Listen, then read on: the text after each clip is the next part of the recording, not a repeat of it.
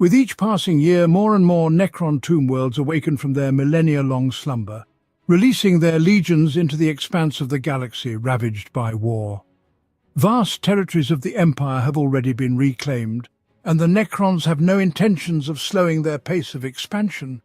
Year 52 of the 40th millennium, the war in the core of Chogoris, the Necrons of Kokulos awaken and discover that the inner fire of their planet has extinguished. Lords of the awakening Oltep dynasty delve deep beneath the empty imperial hab blocks that mar the planet's face. They uncover an indescribable network of underground tunnels. The Lords lead their warriors deeper through the cylindrical corridors, hoping to discover why their world has become a lifeless sphere. Eventually, they find the answer in a colossal empty sphere at the planet's core, where the demon prince Bubelgor has taken residence. This giant entity, having grown powerful from devouring humans on Kochulos, dislikes the metallic ants wandering through its lair. Taking the form of a massive armoured leech with a warp vortex instead of a head, Bubelgor summons his demonic legions and crashes into the thick of the Necrons.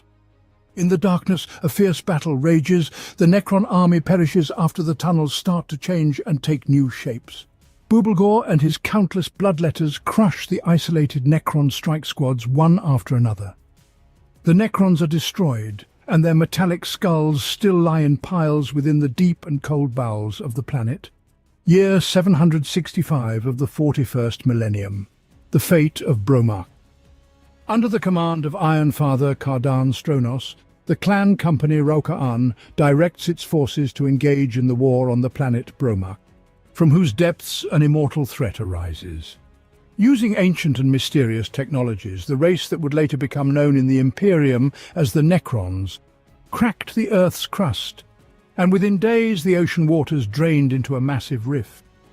Deep within this oceanic trench, a long-buried tomb complex awakens from which countless thousands of relentless metallic soldiers emerge to exterminate the planet's unfortunate populace. Immediately upon arriving at the conflict zone, the Iron Hands descend into the abyss, intending to unleash the wrath of the Omnisia on the heart of the Xenos tomb complex. Stronos orders his Space Marines to hold back the Machine Legion's assault, buying time to install a mysterious device they have brought with them, thereby avenging the deaths of so many planet inhabitants. Year 781 of the 41st millennium, the rise of the Stormlord. Control over the Sautek dynasty is seized by Nemesor Imhotep. By executing any aristocrat foolish enough to stand in his way, Imhotep solidifies his status, declaring himself Pharaon. In the year following his resurrection, the Dolmen Gates and the tomb ships of Mandragora are fully prepared, after which the Stormlord seriously begins his campaign to reconquer the galaxy. Year 783 of the 41st millennium. Madrax stirred. Eldrad Ulthran experiences a vision wherein a fleet of Imperial explorers inadvertently awakens a Necron tomb on the dead world of Medrax. Before night falls, the Asuriani of Ulthwé venture forth to the planet via the webway and destroy the human ships in a series of surgical strikes. Then the damned mass deploy onto the surface and eliminate the Necrons before they fully awaken. Yet the Eldar do not manage to remain unseen when a nearby Blood Angel's battle barge arrives to investigate the disappearance of the explorers. It intercepts the Ulthwé forces battling their way out of the system and does not let them retreat without losses. Worse still, the presence of Necrons in the Medrax system turns out to be far more extensive than the Farseers of Ulthwé had anticipated. An entire dynasty awakens, one planet after another, and the subsequent battles are fought with a ferocity unseen since the war between the Eldari and the Necrontyr. Year 791 of the 41st millennium. The rise of Imhotep the Stormlord comes to pass exactly as foretold in the prophecy from the Book of the Mournful Night. Upon learning of what has happened, the councils of seers of the craft worlds are forced to acknowledge that the threat warned of by the Alitochi is very real. However, there's no time for mutual recriminations, as the threat grows with each day, and only the Eldar realize its true scale. Once they had access to a vast crystalline map showing the location of every tomb world in the galaxy, but now only fragments of it remain. Even so, with their help, the Aletok, interacting with their extensive network of exodites and outcasts, begin a global battle against the Necrons. While other craft worlds relearn half-forgotten strategies or argue about the best course of action under the circumstances, the people of Aletok carry out preemptive strikes against sleeping tomb worlds and legions of the Risen. Year 799 of the 41st millennium. The reaping is cancelled. A large raiding group of Dark Eldar appears in the system to harvest its orc inhabitants, but discovers that there are no greenskins left. They have all been slaughtered by the awakening dynasties of the Charnavok. The Necrons prove to be an unexpectedly formidable opponent for the Dark Eldar, drawing them into lethal challenges. The surviving Dark Eldar limp back to the Dark City. Year 813 of the 41st millennium. By decree of Nemesor Zandrek, the armies of Gidrim invade the tower world of Canovar and crush the planetary defenders after a 2-week campaign. However, the Necrons' victory is short-lived. A White Scars regiment led by Corsaro Khan arrives on the planet, intent on conducting a punitive mission against the world's former masters. Devastating volleys of Gauss fire destroy the White Scars Thunderhawks moments after the Space Marines' deployment. Khan and his brothers are doomed to a brave death in a series of rapid engagements. Almost all of the White Scars are slain on Uzme Plateau except for Corsaro Khan, whom Zandrek ordered to be captured and bound. Thus, for Khan, begins an unusual period of confinement beneath the surface of Kanoavar. Zandrek treats him with respect, though few Necron lords even suspect his presence. At a whimsical celebration, where a variety of treats are laid out before Zandrek and his courtiers, which no one touches, Khan learns that he is but one of many prisoners. The desire for freedom outweighs any bitterness and hostility, and Khan, along with the other captives, secretly plots an escape. Due to the Necron's slow response, the escape initially goes well. Only when Oberon takes command does everything turn dire for the escapees. Several prisoners are personally cleaved by Oberon with a war scythe, after which only Corsaro and an elder wanderer named Illich Nightspear, who is soon knocked out of the fight with a powerful blow, remain. The battle then turns into a duel atop a hill of bleeding bodies and shattered machinery. Khan wields his sword more swiftly, driven by the rage of desperation, but Oberon's body heals any damage within seconds. Gradually, Khan tires, and the broad war scythe comes closer with every swing. Ultimately, the Vargard makes an overly quick thrust, which Khan cannot evade, and the war scythe cuts through his armor and plunges deeply into his flesh. Before Oberon can finish his enemy, there is an intervention from an unexpected side. Unknown to the combatants, Zandrek had been watching the fight from afar and, impressed by Khan's skills and bravery, orders Oberon to step aside and release him. Dragging the injured Eldar along, Khan makes it to the surface, finds an undamaged Ta'au ship, and leaves Canoptek. Khan and Nightspear soon part ways afterward. The Eldar heads to his homeworld on a ship, while the White Scar returns to Chogoris. Upon Khan's return to the Order's planet, the names of Nemesor Zandrek and Vargard Oberon are added to the Scrolls of Vengeance, to offer the aliens as prey in the next great hunt. Heretic Astartes from the Word-Bearers Legion massively attack Thanatos.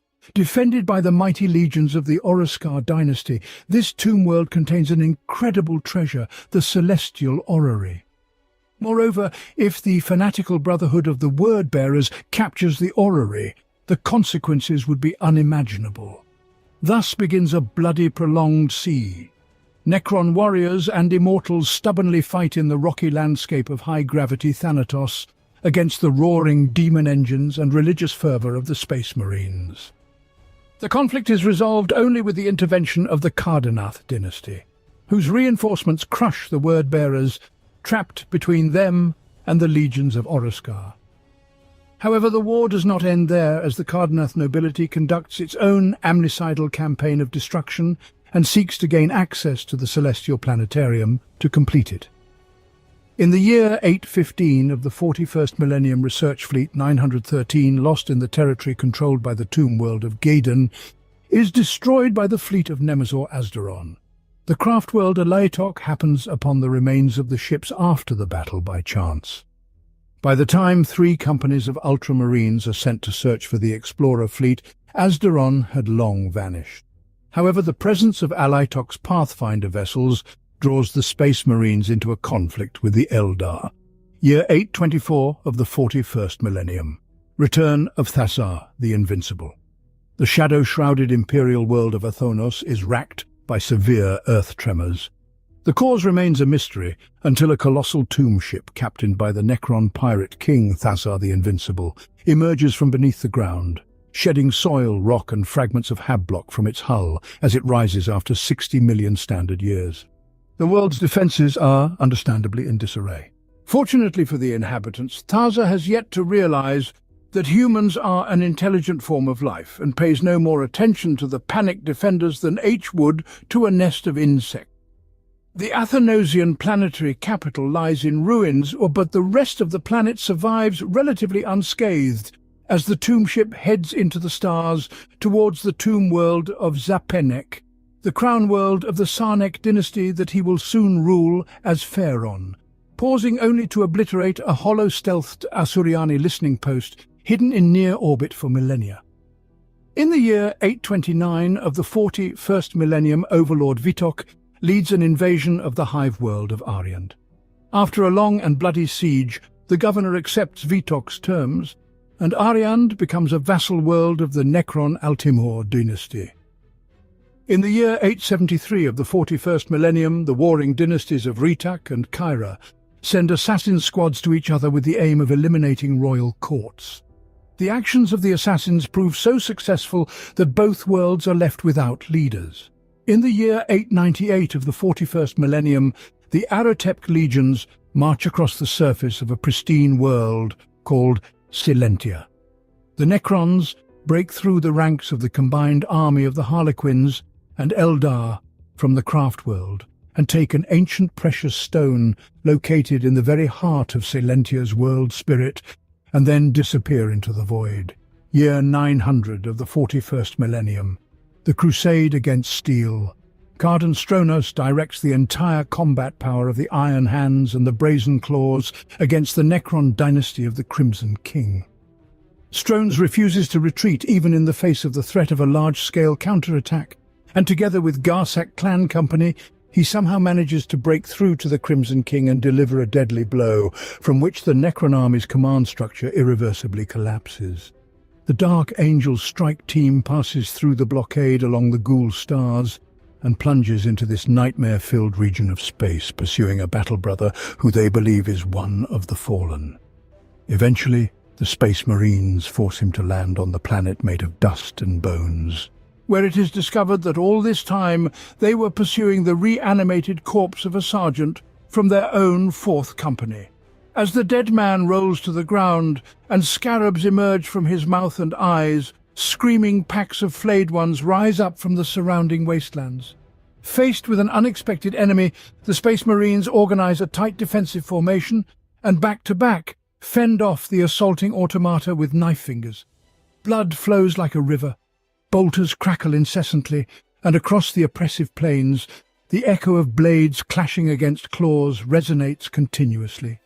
For over an hour, the numerically superior flayed ones launch themselves at their prey until the Dark Angels are aided by their strike cruiser, which makes a suicidal approach for an attack through the upper layers of the atmosphere, battling with gravity until it drives off the Necrons with a concentrated bombardment and teleports the surviving brothers on board. As soon as the prey slips away, the refreshed commence their feast, and the noise of battle in the night is replaced by the revolting clicking, crunching and sounds of flesh being torn apart, which continues for many hours. Mass abductions on the Imperial world named Mandal have begun to occur every night as the Night Scythes visit, resulting in entire rural villages and small towns vanishing into the darkness without a trace. No one suspects that the cause of all these miseries is the small moon Trantis, a Necron staging post which, upon awakening, began executing ancient directives to stockpile Mandal's resources for transport to other worlds. The irony lies in the fact that Trantis's dolmen gates have long been cut off from the webway, and hence the moon now gradually sinks on the plundered resources, which are of little use. Yet the raids continue. In the year 912 of the 41st millennium, A Catan shard of the Void Dragon emerges from its prison and in senseless fury devastates the domains of the Aratep dynasty. Though it is merely a pale shadow of the true Void Dragon, it manages to consume a dozen worlds, expending all its rage on the living before the Aratep cryptex finally manage to cage the shard once again. Between the years 912 and 926 of the 41st millennium, a violent coup takes place on the tomb world Borsis, where a new ruler with expansionist ambitions replaces the former secluded lord. Thus, the long inactive mechanisms of Borsis once again come to life, signalling the start of a campaign that will leave much of the Vidar sector in ruins. Orc war boss Skullrack leads his boys to the world of Fordris, having heard of the ancient and deadly weapons stored there. However, he meets a sad end on an unnamed beach as Necrons emerge from the blood-red waters of the ocean, row by row. The Orcs are exterminated to the last, but not before the local cryptex manage to gather useful combat information, thanks to which the masters of Fordris, the Mefrit dynasty, calculate that the efficiency of their warriors is only 70%. In pursuit of additional data, they lure an Adeptus Mechanicus archaeological expedition to them, and the sands of their planet are once again stained red. In the year 943 of the 41st millennium, Trazin the Infinite claims to have found the Song of Entropy, one of the missing artifacts of the Vulcan, which leads to the Decade War between the Salamanders and the Necrons of Solemnes. As it turned out, Trazin was bluffing to lure Histan into a trap and once again attempt to kill the Forge Father in order to obtain the coveted Spear of Vulcan. The Space Marines of the 6th Company fight back-to-back, knee-deep in the remains of their foes, ceaselessly firing their bolters and flamers at the encroaching Necrons. Throughout the battle, 40 battle brothers are killed, but in the end, Histan defeats Trazin again. In the year 947 of the 41st millennium, the War for Utu Prime. After the enemy refuses to accept the generous terms of surrender, Nemisor Zandrek begins a devastating attack on the planet Utu Prime. He is opposed by the Katakan regiments, supported by no less than 3 Imperial Fists companies. However, even such forces fail to hold back the might of the ancient warlords' legions. Although the humans fight like true heroes, they suffer monstrous losses when Zandrek activates an ancient war machine called the Megalith. The surviving defenders, who had made their last stand at the governor's citadel, die one by one in bloody combats with the Vargard Oberon himself and the Lichguard of Zandrek. The conquest of Utu Prime becomes yet another testament to the might of the Necrons, year 973 of the 41st millennium. As if by some whim of fate, a Necron tomb under the icy crust of Damnos quickly regains full functionality after its slumber is accidentally disturbed during mining operations. The presence of Imperial settlers violated the rest of the Damnosian Necrons, awakening them sooner than the resurrection program had managed to complete its full cycle. As a result, their personality engrams were severely damaged, and the devastating madness, so typical for the Necron race, afflicted every member of the Sautek dynasty and all the Nielach lords. The lords of Damnos had long considered themselves outcasts, but in reality they still formally belonged to the very powerful Sautek dynasty. Their allies, the lords of Nielach, had maintained an agreement with the Necrons of Damnos for millennia, only reinforcing the latter's delusion of their own independence. However, the intrigues of the Necrons barely concerned the Space Marine drop forces who engaged them in battle. For the Space Marines, all were vile Xenos that were to be judged as such. Eventually, after slaughtering the human settlers and repelling the counterattack of the Second Company of the Ultramarines, the Necrons of Damnos activate the Dolmen Gates and once again seize a key webway portal, driving out the Eldar, who had claimed these paths during the Great Sleep. With renewed access to the webway, raiding groups from Damnos spread out across the entire Ultima Segmentum, unleashing bloody carnage everywhere. The loss of Damnos dealt a devastating blow to the morale of the Imperials. In the 25 years that passed since that battle, Cato Sicarius, who had suffered a bitter defeat there, never smiled once. Year 973 of the 41st millennium. The Awakening. The knightly world of Avaris finds itself almost entirely overrun by the Necrons of the Sautek dynasty. Awoken from their long slumber deep beneath the planet's surface, the machine legions immediately commenced the genocide of the human population. Only the skill of the knights and the effectiveness of their ion shields, which neutralize the lethal firepower of the Necrons' advanced weaponry, prevent total annihilation. The defenders suffer heavy losses, but the three knightly houses of Avaris slowly gain the upper hand.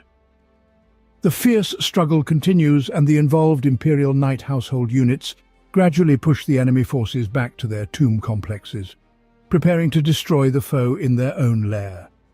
Year 976 of the 41st millennium. The Sautek dynasty expands its territories in the Tau-controlled region of space and invades a world belonging to the Kroot. Although the Kroot win the initial clashes, their attempt to taste the living metal leads to lethal consequences. Nanoscarabs, a terrible plague, sweep through their ranks. Year 979 of the 41st millennium. The beast is slain. A sept world of the Tau, known as Anvos, is almost completely overrun by a sudden tyrannid invasion. But salvation comes from an entirely unexpected direction. Several legions of Necrons from the Atun dynasty mercilessly attack the tyrannid swarm of horrors. Though the swarm fights with the fierceness of a wounded beast, the tyrannids find themselves caught between the advancing Necrons and the defending Tau. As the last of the tyrannid falls dead, the entire Necron army turns and leaves without explanation. The bewildered Tau offer thanks for their mysterious salvation, little realizing that they had witnessed the servants of the Silent King at work. Year 984 of the 41st millennium. Venerable Dreadnought Banus led a strike force of 20 Iron Hands dreadnoughts to scour the planet after excavations, awoke the Necron forces of Overlord Kapak of the Nihilak dynasty. Year 989 of the 41st millennium. The Clawed Plague. The Agdagath dynasty leaves the planet Tyr after it has been overtaken by the Flayed One. Year 997 of the 41st millennium. Lament for the Angels. The system of the planet was invaded by the Necron Maynarch dynasty. Such was the resistance of the Angels' Revenant that the Xenos were forced to break through Libethra's crust and unleash the planet's molten core to destroy the chapter with their home planet. Despite these drastic measures, however, the war on the planet did not end, as the remnants of both the Angels' Revenant as well as the Necron ground forces survived in caverns deep beneath Libethra's surface, continuing their battle. Eventually, this was discovered by an Imperial Torchbearers fleet, which helped to destroy the remaining Necrons and reclaimed what was left of the planet. Year 999 of the 41st millennium. Despite the Inquisition's efforts to suppress all knowledge of the Necrons' re-emergence into the galaxy, the Imperium's faith in its military supremacy was shaken by the news that spread across the galaxy after the 974th year of the 41st millennium, that these Xenos had overcome both the Imperial Guard and the Ultramarines at Damnos. Eventually, reports of the loss of Damnos made their way to Terra, where both the Fabricator General of the Adeptus Mechanicus and the High Lords of Terra decreed that the Ultramarines must return to Damnos and eradicate the Necron threat once and for all. 25 standard years after the Damnos incident, in the 999th year of the 41st millennium, this Imperial Order was brought to Macragge by the experienced Deathwatch strike team led by Squad Lazarius. Chapter Master Marneus Calgar was not pleased with the Imperium's decree, for he knew that his second company had faced only a fraction of the awakened Necrons on Damnos a quarter of a Terran century before. Once they returned to Damnos, the Ultramarines would face the entire strength of a Necron tomb world and risk the deaths of hundreds of the chapters Astartes. Yet Calgar knew that the High Lords of Terra were right, and that the Necrons on Damnos must be defeated if the Imperium was ever to know peace in the face of the growing Necron threat. With the record of the Ultramarines stained by the action on Damnos, it was their duty to banish the ghosts of the past. Upon hearing Calga's announcement that the Ultramarines' 1st, 2nd, 3rd, 5th and 6th companies, accompanied by elements of the 10th, would return to reclaim Damnos for the Emperor, Cato Sicarius smiled for the first time in solar decades. It is said that during the preparation for the assault, Sicarius trained so hard that he fought with the fury of a man possessed, and even slept in the cage vault. By the time the Necrons had spotted the true location of the Ultramarine warships, the Astartes fleet was in a position to launch their drop pods. Their objective was to destroy the pyramidal complexes that controlled the Necron power grid, and to do it before the Imperial forces were overwhelmed. However, one factor that they did not account for was the physical incarnation of a Titan, a Catan shard of Igrania, the world shaper, held within a tesseract vault.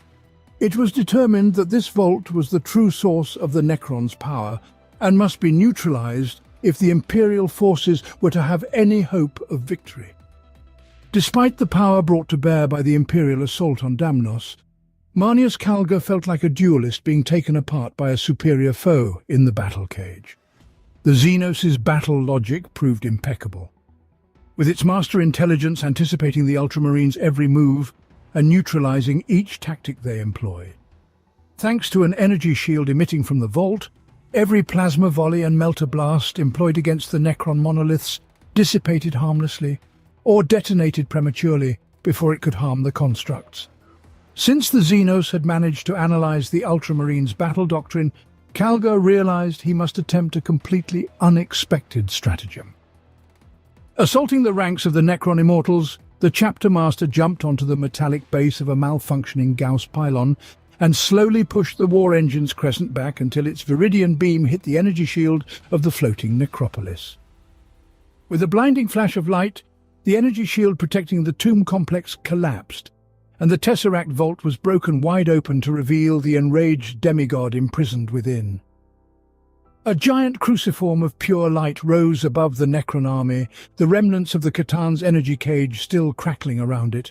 Roaring in exultation at its newfound freedom, the booming sound threw Ultramarines and Necrons alike to the icy ground and cracked the planet's crust. Its first victim would be the Necron Overlord, the Undying, which the Star God crushed with ease by transforming the Earth around his metallic form into an oversized fist. The Overlord phased out of reality, seeking to escape back to his subterranean lair. But deep underground, the surviving members of the Death Watch's squad Lazarius had reached their own objective. The Undying teleported back to his cabled sarcophagus right in front of the Death Watch's eyes. Unfortunately for the Necron, the crack team of Astartes had replaced his revivification engines with melter charges and entropic destabilizers and proceeded to blast the Necron Overlord into atoms. Back on the surface, the Xenos reeled from the loss of their leader and the artificially intelligent command programs that had governed their warriors' every action. Meanwhile, the unleashed Satan lashed out in fury at both its Necron enslavers and the Ultramarines as Captain Sicarius dueled a Flayed One's lord. After ramming his power sword into the powerful Flayed One's torso, Sicarius summoned 25 Terran years of anger and frustration into a final burst of strength. He unclipped the vortex grenade that had been given to him earlier and activated the weapon before throwing it at the enraged demigod hovering overhead. The grenade detonated and formed a spiraling orb of nothingness as its unstoppable force sucked the Catan into the warp before collapsing and winking out of existence. Year 999 of the 41st millennium. As the tendrils of the Hive Fleet Leviathan reached towards the Cryptus system, sleeping Necrons from the Mephrit dynasty, resting in their tombs on the long-dead planet named Perdita for countless millennia, begin to stir. Arriving at the call for help, Anrakir the Traveller and the local ruler Zarathustra the Ineffable forge a desperate alliance with Lord Dante and the Blood Angels to save the Tomb World from the Tyranids. After Zarathustra and Anrakir form the alliance, their forces split. The former heads to the gas giant Eros, attempting to cleanse the Cryptus system of all life forms, while the latter remains in the battle zone of Asphodex. Year 999 of the 41st millennium, the Imgur monolith.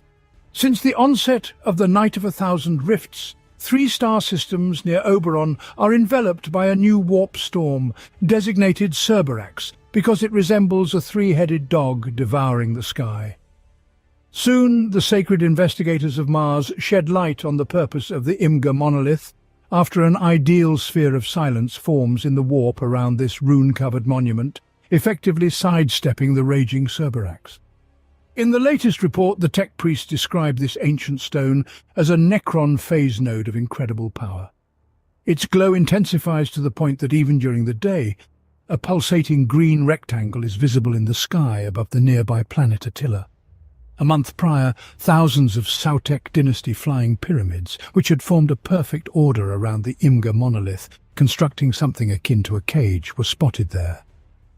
According to the auto-seances of the Psychers, silent battles rage deep in space every night between winged demons and Necron fighters. Moreover, the Seers insist that every Necron ship that comes into contact with the obelisk is not destroyed but somehow duplicated. The beginning of the 42nd millennium, the Black Crusades of Abaddon, the Despoiler, reach their zenith, leading to a catastrophe of cosmic proportions. Neither the Imperium nor even the Necrons know that the Chaos Lord has been moving towards this moment for 10,000 years, destroying ancient Necrontyr structures built to prevent warp from seeping into real space. The Cadian pylons and dozens of other astromantic edifices were obliterated, resulting in the wounds on the fabric of reality reaching a critical threshold and merging to spawn the Cicatrix Maledictum. The Necrons of the Sautek dynasty launch a series of attacks along the western frontier of the Empire. Elite contingents from the Tau Fire caste and the Ta'aun are dispatched to combat the invaders. They are led by Commander Ovesh, a protege of the very Shadow Sun, who has been awarded high honours during the Third Sphere expansion campaigns. Relying on the tactical manoeuvres of the Aunva, he splits his group into hunting packs and strikes at the invaders' flanks. By halting the advance of the aliens, Ovesh wins the besieged empire the time needed to gather and send reinforcements. By the order of Belisarius Call, the Magos Dominus Dentrex Ologostion heads to excavate the Black Stone, buried under the surface of the Forge world, Amenhotep II. As soon as the cluster of Noctilith obelisks is revealed, Necrons rise from beneath the rust-coloured sands. The ancient Forge world of Amenhotep II houses an even more ancient race, whose presence could not be uncovered by even the most meticulous geoscopical surveys of the Adeptus Mechanicus for millennia. The conquests the Necrons undertake are merciless and terrifyingly effective. In every segmentum they cleanse life from their sovereign domains with the same indifference with which an extermination servitor eradicates pests in a harbour warehouse. And this is not a disorderly attack, but precisely planned strikes at the very foundation of the galactic empire of Adeptus Mechanicus. On the front line of the new war march, the Cryptex Technomancers, these enigmatic geniuses lead phalanxes of metallic, undead and insect-like Canoptech wraiths in battle against followers of the machine god on hundreds of resource-rich planets. Soon after Magos Ologostion set his sights on Amenhotep II, out came Technomandrite Cryptex Azdrak from the Sautek dynasty to stop him. According to Azdrak, humanity, unbeknownst to itself, decided to seize the most valuable of natural riches, and now it is time to show these pitiful mortals their place. Among the ruins of desolation, the Death Guard finds themselves ambushed by superior forces of the Necrons from the Novok dynasty. Retreating in combat, the Sons of Mortarion infect many Necron warriors with the Ferric Blight. As a result, the androids teleported to the base bring a deadly disease into the stasis crypts of their homeworld, causing an epidemic of catastrophic proportions.